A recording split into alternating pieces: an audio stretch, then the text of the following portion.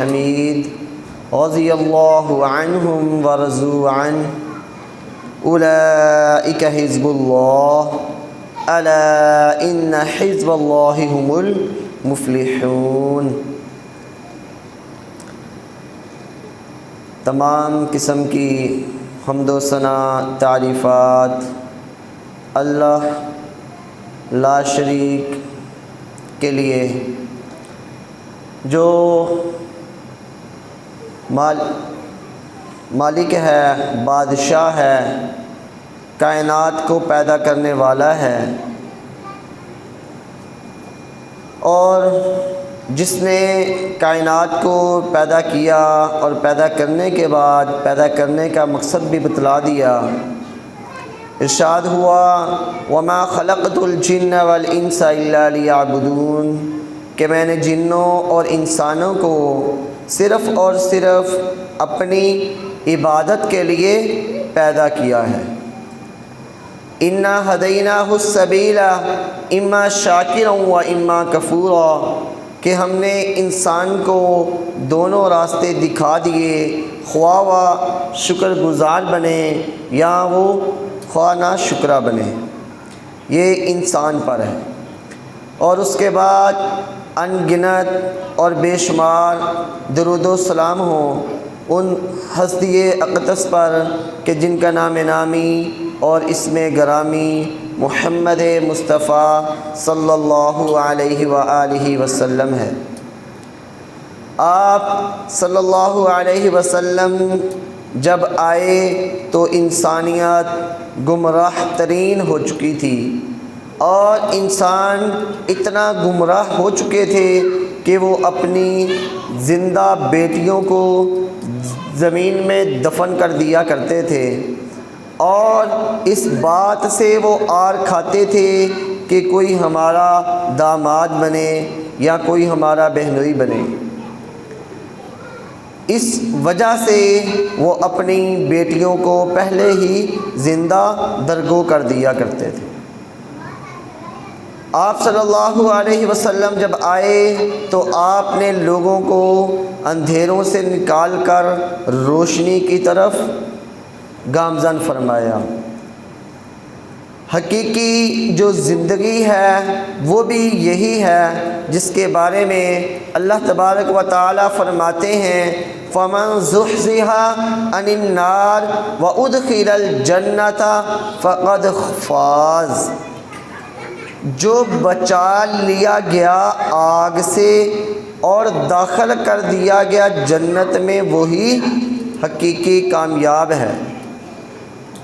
اگر کسی نے کسی کامیاب و کامران انسان کو دیکھنا ہو تو ہم دیکھتے ہیں کہ اس کے پاس دنیا میں فیکٹریاں ہیں، پیسہ ہے، بینک بیلنس ہے، کوٹھیاں ہیں، لیکن جس کو حقیقی کامیاب قرار دیا ہے اللہ تبارک و تعالی نے، کیونکہ ہم جو چیز آج ہم بناتے ہیں اگر ہم ہی اس کا مقصد نہ جانتے ہوں تو ہمیں اس چیز بنانے کا کیا فائدہ۔ جیسا کہ ہمیں اللہ تبارک و تعالی نے تخلیق کیا تو اللہ تبارک و تعالی ہمارے بنانے کا مقصد بھی بخوبی جانتے ہیں۔ اللہ تبارک و تعالی نے ارشاد فرما دیا کہ کامیاب وہ ہے جو جہنم سے بچ گیا۔ آج ہم جس موضوع پر بات کریں گے وہ ایسی جماعت ہے کہ جس کے بارے میں اللہ تبارک و تعالی نے ارشاد فرما دیا اولئک حزب اللہ کہ یہ اللہ کا گروہ ہے۔ صحابی اس انسان کو کہتے ہیں کہ جس نے ایمان کی حالت میں آپ صلی اللہ علیہ وسلم کا دیدار کیا ہو، اور جس نے آپ صلی اللہ علیہ وسلم کو ایمان کی حالت میں دیکھ لیا وہ جنتی ہے، اور اس کے جنتی ہونے کا سرٹیفکیٹ اللہ تبارک و تعالی نے خود جاری و ساری فرما دیا ہے۔ اللہ تبارک و تعالی نے ارشاد فرما دیا، رضی اللہ عنہم ورضوا عنہ، کہ میں ان سے راضی ہو گیا ہوں اور وہ مجھ سے راضی ہیں۔ آج ہم حضرت بلال کا ایک چھوٹا سا واقعہ بیان کرتا ہوں۔ اللہ تبارک و تعالی ارشاد فرماتے ہیں، یا ایھا الناس انا خلقناکم من ذکر و انثی وجعلناکم شعوبا وقبائل لتعارفوا ان اکرمکم عند اللہ اتقاکم۔ آمنہ کی لال حضرت محمد صلی اللہ علیہ وسلم نے جب حضرت بلال حبشی رضی اللہ تعالی عنہ کو آرڈر دیا کہ جاؤ اور خانہ کعبہ کے اوپر چڑھ جاؤ اور خانہ کعبہ کے اوپر چڑھ کر آذان دو، تو وہاں پر مکے کے بڑے بڑے چودھری بیٹھے ہوئے تھے جو اپنے آپ کو سمجھتے تھے کہ ہم یہاں پر بڑے ہیں، لیکن جب انہوں نے دیکھا کہ ہم تو نیچے بیٹھے ہوئے ہیں اور ایک غلام جو ہماری بکریاں چرایا کرتا تھا وہ خانہ کعبہ کے اوپر چڑھا ہوا ہے، تو جب ان کے دلوں میں یہ بات آئی تو اللہ تبارک و تعالی نے اس آیت کو نازل فرما دیا کہ اے انسانوں، ہم نے تمہیں پیدا کیا ہے ایک ہی مذکر اور مؤنث سے، اور ہم نے تمہارے قبائل، تمہارے گروہ بنا دیے ہیں۔ یہ گروہ اس لیے نہیں بنائے کہ وہ گروہ طاقتور ہے، وہ گروہ زیادہ عزت والا ہے، نہیں، بلکہ یہ گروہ اس لیے بنائے ہیں تاکہ تم ایک دوسرے کا تعارف حاصل کر سکو کہ یہ فلاں قبیلے کا ہے، یہ فلاں قوم کا ہے، یہ فلاں برادری کا ہے۔ اللہ کے ہاں اگر کسی کو فضیلت ہے، اگر اللہ کے ہاں کوئی زیادہ عزت والا ہے تو وہ تقوی کی بنا پر ہے۔ اگر اس کا تقوی مضبوط ہے، اگر وہ اللہ سے زیادہ ڈرنے والا ہے، اگر وہ اللہ کی زیادہ عبادت کرنے والا ہے، تو وہ ادنا سے ادنا قوم کا ہی کیوں نہ ہو، وہ اللہ کے ہاں سر بلند ہے، سر فخر ہے، اس کا قیامت کے دن فخر سے سر بلند ہوگا۔ لیکن جتنی مرضی اونچی ذات کا ہو، جتنی مرضی اونچی برادری کا ہو، جتنے مرضی امیر قبائل کا ہو، قبائلوں کا سردار ہی کیوں نہ ہو، لیکن اگر وہ اللہ کے ہاں اس کی کوئی قدر و منزلت نہیں، وہ گناہ گار ہے، شرک یا کفر کی حالت میں فوت ہو گیا، تو پھر اس کے لیے رسوا کن عذاب ہے، اور اس عذاب سے اسے کوئی بچانے والا بھی نہیں۔ ایک دن حضرت عبداللہ بن مسعود رضی اللہ تعالی عنہ درخت پر چڑھے ہوئے تھے، نیچے باقی صحابہ کرام جمع تھے، نیچے سے وہ دیکھ رہے تھے کہ حضرت عبداللہ کی پنڈلیاں بہت کمزور تھیں، بہت پتلی پتلی پنڈلیوں والے تھے۔ تو جب صحابہ کرام نے نیچے سے دیکھا تو صحابہ کرام اس کا مذاق اڑانے لگے اور ہنس پڑے کہ یہ اتنی باریک ٹانگیں ہیں اس کی۔ تو حضرت عبداللہ بن مسعود نے جب یہ سنا کہ میرے اوپر میرے ساتھی ہنس رہے ہیں تو یہ میرے مصطفیٰ کے پاس جا پہنچے اور فرمایا کہ اے اللہ کے رسول، آپ کے صحابہ، آپ کے دوست میرا مذاق اڑا رہے ہیں، میں کمزور ہوں، اگر میری پنڈلیاں کمزور ہیں تو وہ بنانے والا تو اللہ تبارک و تعالی ہے، میں نے خود تو نہیں بنائی۔ تو آپ صلی اللہ علیہ وسلم فرماتے ہیں کہ اے عبداللہ تجھے کیا پتہ کہ تیری اللہ کے ہاں کیا شان ہے، میں تجھے بتلاتا ہوں کہ اللہ تبارک و تعالیٰ کے ہاں تیری کتنی قدر و منزلت ہے۔ اے عبداللہ سن لے، اگر ترازو کے ایک پلڑے میں احد پہاڑ رکھ دیا جائے اور ایک پلڑے میں تیری ٹانگ رکھ دی جائے تو تیری ٹانگ کی ویلیو، قدر و منزلت احد پہاڑ سے زیادہ ہے۔ تیری پنڈلی کا وزن احد پہاڑ سے اللہ کے ہاں زیادہ ہے۔ تو میرے بھائیوں، اللہ کے ہاں جو قدر و منزلت ہے وہ مرتبے کی ہے، وہ نیکیوں کی ہے، ایمان کی ہے۔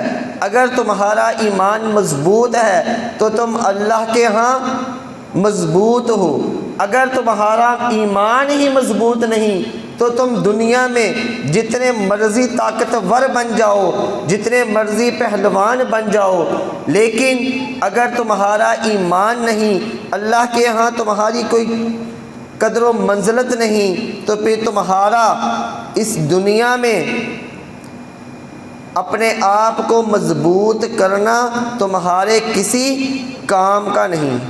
حضرت عبداللہ بن مسعود رضی اللہ تعالی عنہ بیمار ہوئے۔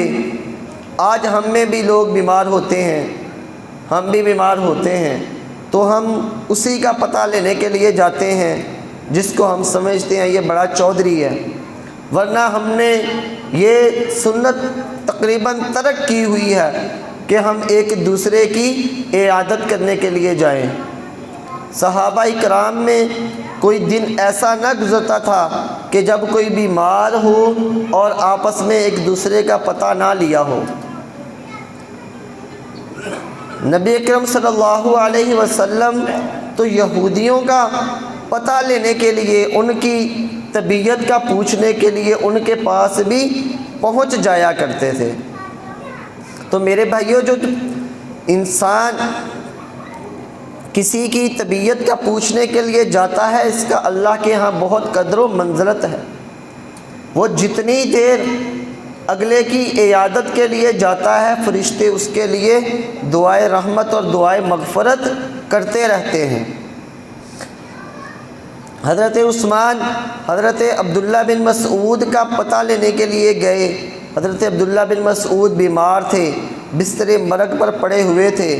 تو حضرت عثمان نے کہا، اے عبداللہ تو نے کیا کھا لیا ہے کہ جس کی وجہ سے تجھے یہ تکلیف پہنچی؟ تو حضرت عبداللہ فرماتے ہیں کہ اے عثمان، میں نے کیا کھانا ہے، میں کیا کھا سکتا ہوں؟ مجھے تو میرے گناہوں نے بستر پر لٹا دیا۔ وہ لوگ جن کے بارے میں اللہ نے فرما دیا کہ میں ان سے راضی ہوں، وہ اپنے آپ کو گناہگار سمجھتے تھے، اور آج ہم جن کا کوئی پتہ نہیں ہے وہ اپنے آپ کو بڑا پاک اور صاف سمجھتے ہیں۔ تو میرے بھائیوں، اپنی نیکیوں پر کبھی بھی اترانا نہیں چاہیے، کبھی بھی فخر نہیں کرنا چاہیے۔ اللہ تبارک و تعالی میرے اور آپ تمام کے گناہوں کو معاف فرما دے۔ مجھے تو میرے گناہوں کی فکر لگی ہوئی ہے۔ تو حضرت عثمان نے پوچھا کہ تیری کوئی خواہش ہو تو مجھے بتلا، میں تیری وہ خواہش پوری کر دیتا ہوں۔ تو حضرت عبداللہ بن مسعود فرماتے ہیں کہ اے عثمان، تم میری خواہش پوری نہیں کر سکتا۔ وہ کہتے ہیں ایسا کون سا مسئلہ ہے؟ اگر کوئی چیز یہاں سے نہ ملی مکے سے مل جائے گی، مکے سے نہ ملی حجاز سے مل جائے گی، یمن سے مل جائے گی، مصر سے مل جائے گی، ہر طرف ہماری حکومت ہے، ہم انشاءاللہ آرڈر کریں گے، جہاں کہیں بھی وہ چیز ہوگی تمہارے تک پہنچ جائے گی۔ حضرت عبداللہ بن مسعود فرماتے ہیں میں تو اپنے رب کی رحمت کا طالب ہوں کہ مجھے اگر کوئی چیز کی ضرورت ہے تو مجھے میرے رب کی رحمت کی ضرورت ہے۔ یہ صحابہ تھے کہ بستر مرگ پر بھی اللہ کی رحمت کے طلبگار تھے۔ ایک اور صحابی تھے، وہ ان کا بھی آخری وقت قریب آ گیا تو وہ اپنے گناہوں کو یاد کر کے روتے ہیں۔ تو صحابہ کرام پوچھتے ہیں کہ کیوں رو رہے ہو؟ تو وہ کہتے ہیں مجھے میرے گناہ بہت یاد آ رہے ہیں، میں نے اپنی زندگی کے 25,000 دن گزارے ہیں، اگر میں نے روز ایک گناہ بھی کیا ہو تو 25,000 گناہ بنتے ہیں۔ وہ اپنے گناہوں کو یاد کرتے ہیں اور کرتے کرتے ہی ان کی روح نکل جاتی ہے۔ تو صحابہ کرام جا کر بتلاتے ہیں کہ آپ کا فلاں ساتھی گناہوں کو یاد کرتے کرتے، اپنے گناہوں کو گنتے گنتے، اللہ سے ڈرتے ہوئے اس دنیا سے رخصت ہو گیا ہے۔ تو آپ صلی اللہ علیہ وسلم نے ارشاد فرمایا کہ اس کے لیے دوہری جنت ہے، وَلِمَنْ خَافَ مُقَامَ رَبِّهِ جَنَّتَانِ، کہ جو اپنے رب کے سامنے کھڑا ہونے سے ڈر گیا اس کے لیے دوہری جنت ہے۔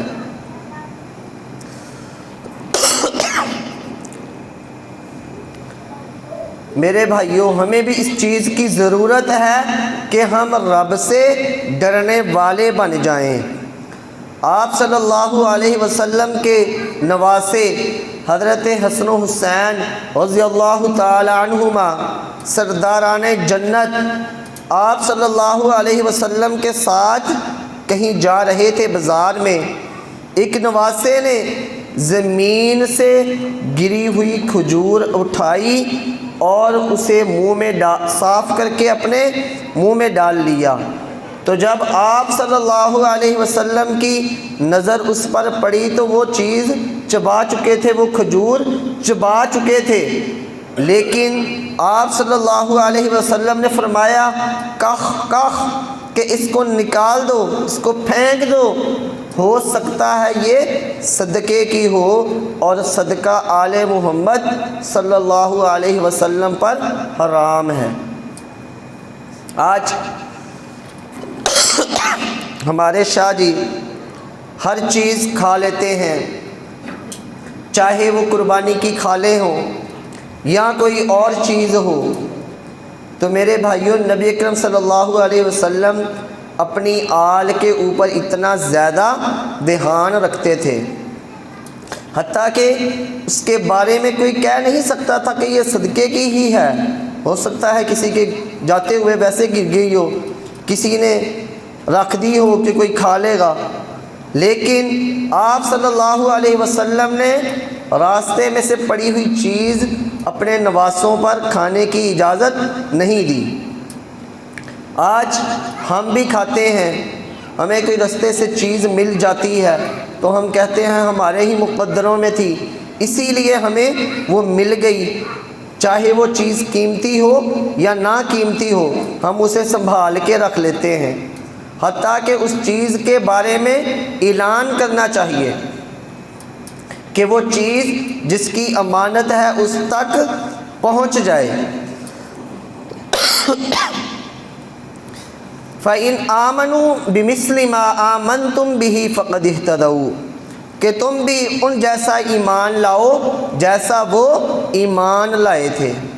ایک میرے نبی کے صحابی مفلوق الحال ہیں، جیب میں کچھ نہیں ہے، سفر کے لیے جا رہے ہیں، سوچتے ہیں کہ آج میری جیب خالی ہے، جنگل سے گزر رہے ہیں، حاجت ہوتی ہے واش روم کی، واش روم کرنے کے لیے بیٹھتے ہیں، دیکھتے ہیں ایک چوہا آتا ہے جنگلی، وہ اپنے منہ کے اندر 1 دینار لاتا ہے اور صحابی کے پاس رکھ کر چلا جاتا ہے، پھر آتا ہے، پھر دینار لاتا ہے، ایسے کرتے کرتے 29 دینار وہ لا کر صحابی کے پاس رکھ دیتا ہے۔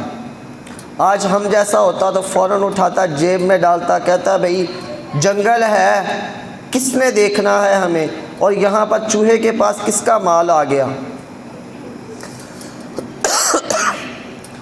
20 دینار 7.5 تولے زیور بنتا ہے، 7.5 تولے چاندی سونا بنتا ہے 20 دینار، وہ 29 دینار لا کے رکھ دیتا ہے، اور پھر ایک گٹھڑی لاتا ہے اور اس کو بھی صحابی کے پاس رکھ دیتا ہے اور کہتا ہے کہ یہ اللہ کی امانت تھی میرے پاس، تو میں نے جس امانت دار کی امانت تھی اسے یہ لوٹا دی ہے کہ اللہ نے یہ تمہارے لیے ہی رکھوائی تھی۔ چوہا اپنی زبان سے کہتا ہے، لیکن وہ صحابی قربان جاؤں اس کے ایمان پر، وہ کہتا ہے جب تک میں رسول اللہ صلی اللہ علیہ وسلم سے اس بارے میں پوچھ نہ لوں میں اسے استعمال نہیں کروں گا۔ آج ہمیں بھی ایسے ہی ایمان کی ضرورت ہے کہ ہمارا بھی ایمان ایسا ہی ہونا چاہیے کہ جب تک ہمیں یقین نہ ہو کہ یہ حلال کا مال ہے تب تک اس مال کو استعمال نہ کریں۔ امام احمد بن حنبل کے پاس ایک بی بی آئی اور آ کر کہتی ہے کہ اے امام احمد بن حنبل، میں رات کو بھی سوت کاٹتی ہوں اور دن کو بھی چرخہ چلا کے سوت کاٹتی ہوں، تو کیا جو میرے پاس گاہک آئے میں اسے بتلاؤں کہ یہ سوت رات کا کٹا ہوا ہے اور یہ دن کا؟ تو امام احمد نے پوچھا کیا تیرے اس سوت میں کوئی فرق ہوتا ہے؟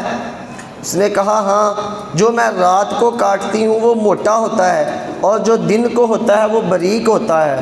تو امام احمد بن حنبل نے فرمایا کہ اگر تو چاہتی ہے کہ تو حلال کھائے تو پھر ضرور اپنے گاہک کو یہ بات بتلا۔ تو ہمیں بھی چاہیے کہ ہم ایسے نیک لوگوں کے راستے اختیار کریں جن کے اوپر اللہ راضی ہوا اور وہ اللہ سے راضی ہو گئے۔ اللہ تبارک و تعالیٰ سے دعا ہے کہ اللہ تبارک و تعالیٰ ہمیں عمل کرنے کی توفیق عطا فرمائے۔ وآخر دعوانا الحمد للہ رب العالمین۔